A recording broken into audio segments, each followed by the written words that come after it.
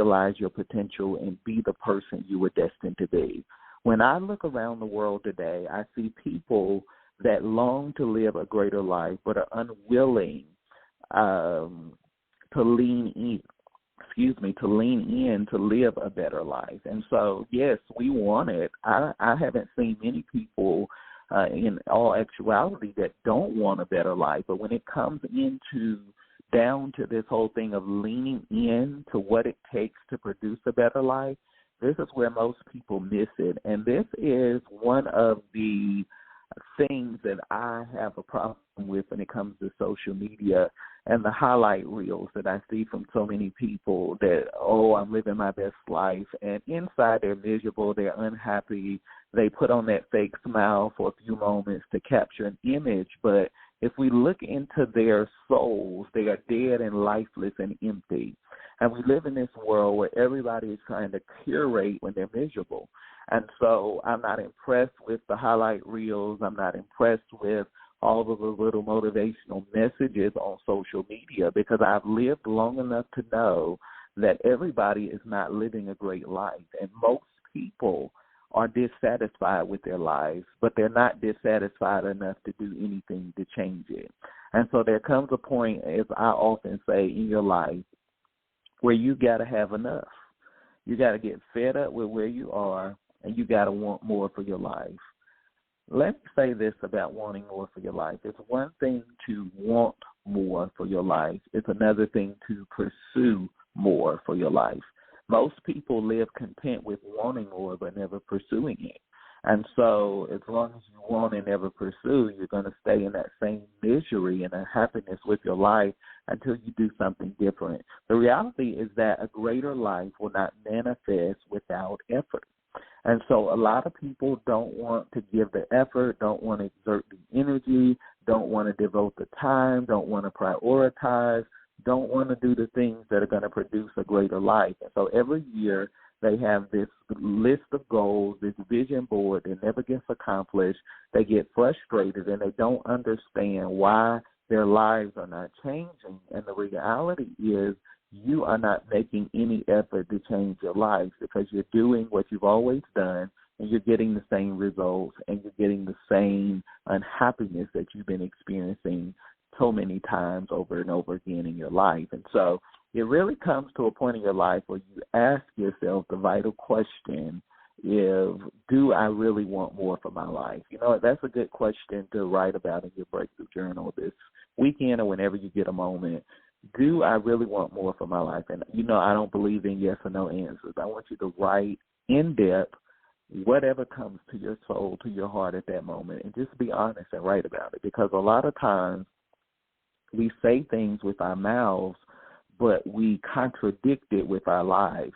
We don't really want that, because if you really wanted that, why are you not pursuing it? And what's really standing in the way of you getting to that result and that outcome in your life? I believe that we have to ask ourselves the hard questions if we want to get honest answers. As long as we keep asking ourselves easy questions, we'll continue to make excuses for a life of mediocrity. And so you know how I feel about mediocrity. Mediocrity is the shrine that we build to a second-class life. And so as long as you continue to make excuses, you're going to continue to live that second-class life and live below your potential.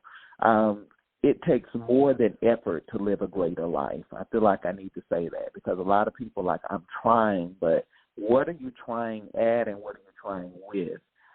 When I say what are you trying at, what are you pursuing and what are you trying with? What tools do you have to get you from where you are to where you want to be? I talk to so many people that say, oh, Jamel, I don't need a mentor. I don't need a consultant or advisor to help me. I'm doing just fine. And I look at their lives, and I don't say it to them, but inwardly I say, if this is what fine looks like, I don't want anything to do with it, because their lives are totally self-destructing and sabotaging, but they say that they're doing fine. And I always say that the worst form of deception is self-deception. And so if that's fine, I want to stay as far away from that reality as possible. And so we lie to ourselves. We tell ourselves we're okay. We tell ourselves, I have time, but what we don't realize is that time is not on your side.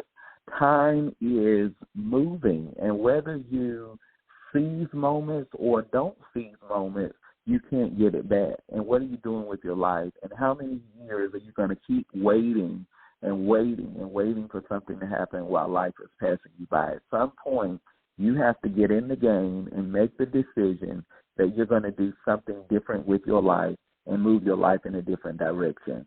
It takes the exercising of your mind and the engagement of your will to change your life. Write that down. It takes the exercising of your mind and the engagement of your will to change your life. So why are people's lives not changing? Because they won't exercise their mind or engage their will. They're lazy.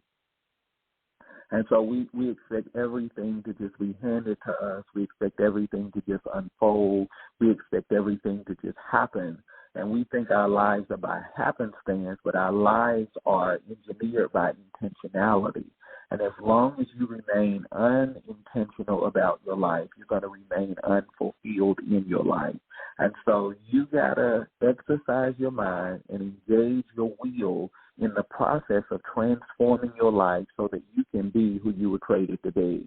In essence, it takes you having the audacity to dare greatly and to design your greatest life. It takes having the audacity to dare greatly and to design your greatest life. If anything that I can share with you today, if you don't remember anything that I say to you from this podcast, I want you to remember this. If you want to alter the trajectory of your life, it's going to take audacity.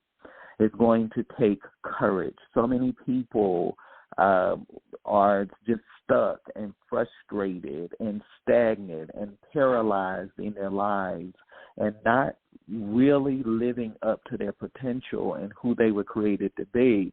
And what they don't realize is that there are some things that you will never conquer in your life without courage. You have got to find the courage and the strength within yourself to make some changes and to do some things differently about your life. It's going to be uncomfortable. It's going to inconvenience you. It's going to force you out of your comfort zone and what is the normal for you. But I always say that normal is where desires and dreams often go to die. You got to do something different if you want something different for your life. And I told you in the last episode that 2023 has started off as an incredible year for me, but it has also been a very uncomfortable year for me as I'm forced more and more and more out of my comfort zone. It's uncomfortable, and as much as I would like to just tell you, oh, it's just so easy and there's no resistance, there's a lot of pushback, and the pushback is not even coming from the external world, it's internal pushback, because it's, there's this part of me that says, well, why do I have to do that? Why do I have to do that? Why is that necessary? I could do it like this, or I could do it that way. But that way is not going to accommodate the growth and the development that needs to take place. And so I'm finding myself becoming more and more and more uncomfortable. And some things don't even make sense to me. It's like, that doesn't even make sense. That's not even practical. That's not realistic. But realistic does not produce a remarkable life. And so you can keep being realistic and restricted and never realize your potential, or you can step outside of what is comfortable and convenient and press for more. And what's been so amazing about this year, though, is that the more I push myself out of that comfort zone, the more I break through ceilings, I shatter barriers and limitations, and I find myself in a place of possibilities beyond anything I've ever imagined.